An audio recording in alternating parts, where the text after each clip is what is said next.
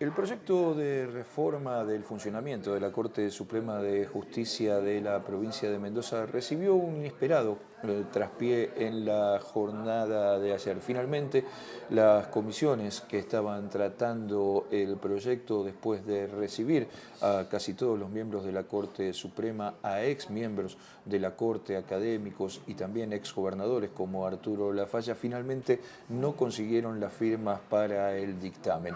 Después de la jornada de ayer, donde expusieron por un lado los ministros que están en contra o estaban en contra de esta reforma y por otro lado los ministros de la Corte que estaban a favor de esta reforma, algo trastocó el escenario político de las comisiones y también de la relación del oficialismo provincial. Más allá de lo que se esperaba, que obviamente el justicialismo estuviera en contra de esta reforma del funcionamiento de la Corte, ayer aparecieron voces disidentes dentro del propio oficialismo. Hubo dos datos de la jornada de ayer que sirvieron o que fueron los que terminaron cambiando el panorama. Por un lado, una fuertísima editorial del diario La Nación de Buenos Aires, donde aseguraba que la justicia de Mendoza estaba en peligro y lamentaba esta editorial que nuestra provincia, una provincia que dice el texto, siempre fue tradicionalmente democrática, la famosa democracia o la famosa convivencia política de la que siempre se habla en Mendoza, una provincia con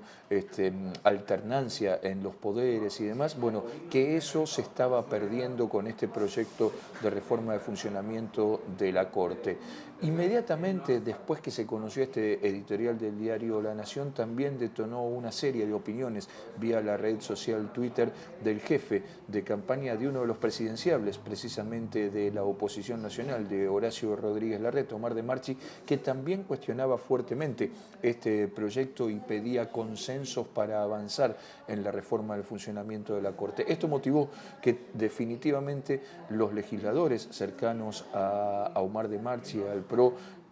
se sumaran a las voces del justicialismo y no firmaran el dictamen de reforma del funcionamiento de la Corte. Evidentemente la situación ha pasado a ser complicada, compleja, porque más que un stand-by hasta la semana que viene, da la sensación de que esto va a quedar frisado hasta que los propios ministros de la Corte acerquen un proyecto de reforma de su funcionamiento para ser tratado en la legislatura provincial. Lo cierto es que un tema de tanta trascendencia, no solo mediática, sino institucional, como es la reforma del funcionamiento de la Corte, como es el funcionamiento de la justicia mendocina, como es de qué manera la Corte va a tratar de aquí en adelante los casos que le lleguen, no puede quedar atada a las internas políticas circunstanciales, coyunturales, en este caso del oficialismo o también de la oposición. Lo cierto es que se necesita un debate serio, un debate